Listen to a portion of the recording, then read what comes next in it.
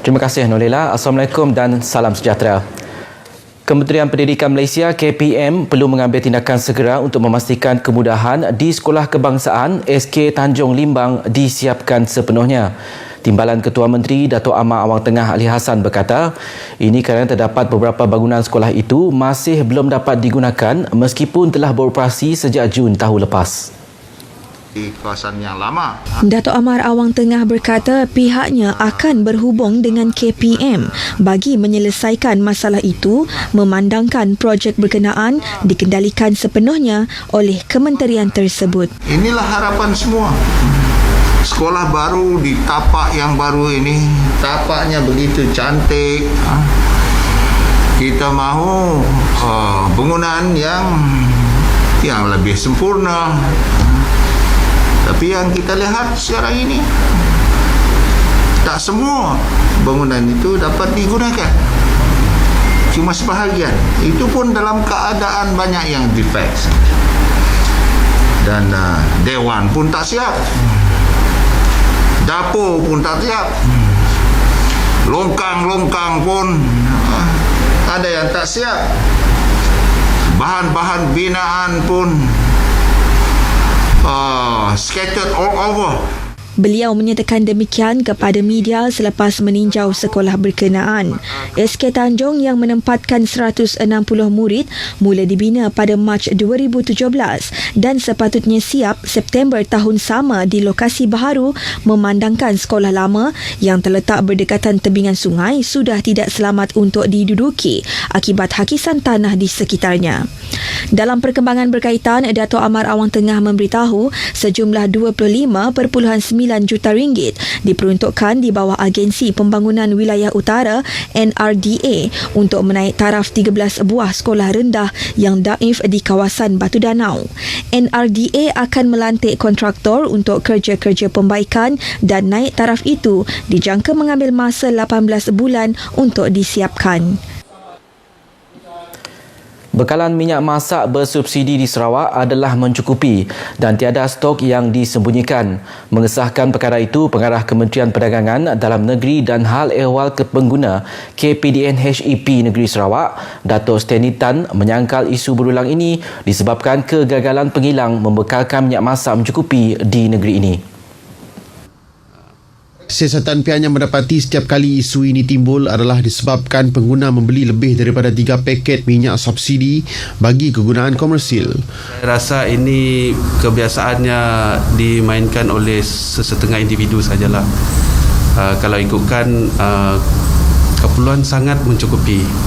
Kalau kita tengok minyak masak polybag ni memang disubsidi oleh kerajaan berdasarkan jumlah penduduk di Sarawak. Oleh itu, beliau meminta kerjasama semua pihak termasuk pengusaha premis makanan untuk berwaspada dalam mengenakan bayaran kepada pembeli.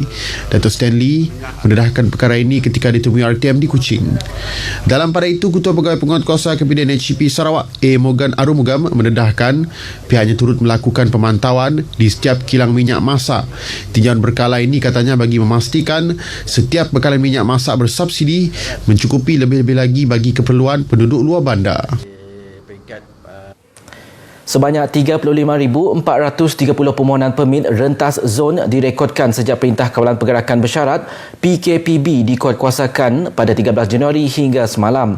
Pesuruhjaya Polis Sarawak Dato' Aidi Ismail mendedahkan daripada jumlah itu 34,754 permohonan diluluskan manakala 638 ditolak.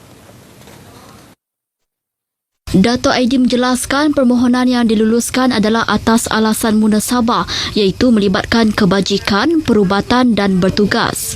Dalam tempoh sama, Sekatan Jalan Raya SJR sepanjang PKPB telah mengeluarkan 23 saman kenderaan. Sementara itu, sepanjang PKP Pemulihan dan PKP Bersyarat tahun ini, polis telah melakukan sebanyak 42,531 pemantauan dengan 314 kompaun telah dikenakan ekoran gagal mematuhi prosedur operasi standard SOP.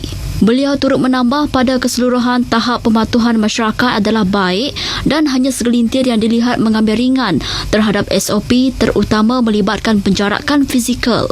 Datuk Aidi memberitahu perkara tersebut semasa dihubungi pemberita RTM di Kuching.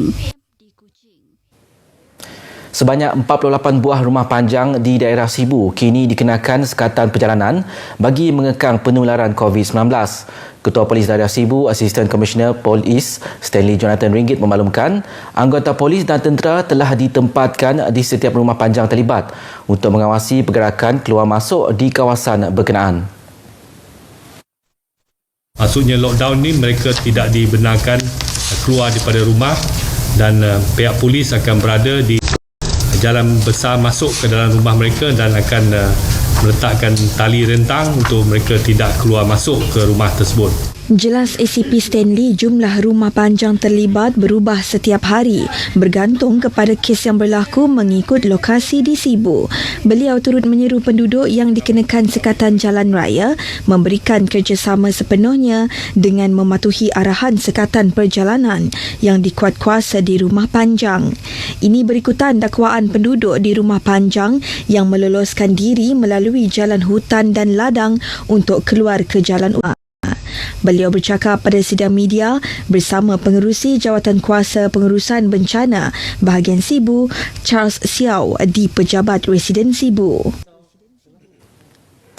Jawatan Kuasa Pengurusan Bencana bahagian Sibu menetapkan syarikat swasta yang tersenarai dalam perkhidmatan perlu hendaklah memohon permit polis untuk pekerja yang perlu hadir ke tempat kerja berkuat kuasa hari ini.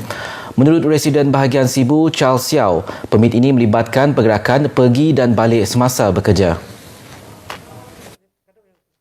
Charles Xiao berkata setiap syarikat hendaklah mengemukakan satu permohonan dan ia adalah terhad kepada perjalanan melibatkan bahagian Sibu sahaja. We need to reduce this traffic further.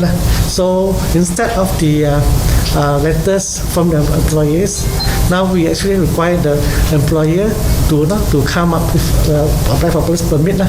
Beliau memberitahu dalam sidang media di Sibu turut berkata permohonan boleh dibuat di balai polis dengan membawa dokumen seperti lesen perniagaan, senarai nama pekerja lengkap dengan nombor kad pengenalan dan juga masa beroperasi. Sekian dulu perkembangan berita wilayah dari Sarawak. Kita kembali ke Angkasa Puri bersama Noilela. Silakan.